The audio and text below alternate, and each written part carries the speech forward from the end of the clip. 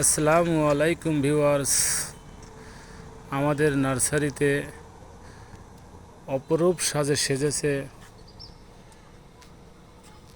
জ্যৈষ্ঠ মাসের রসালো আম, বিভিন্ন প্রজাতির দেশি এবং বিদেশি।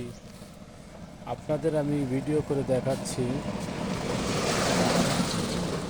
আপনারা ভিডিওটি না টেনে পুরো ভিডিওটি দেখবেন।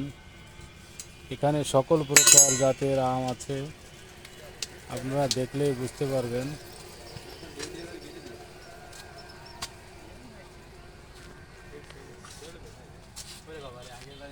ও তো পাগলের দুটো কাছে ও কোনো পাগলের জন্য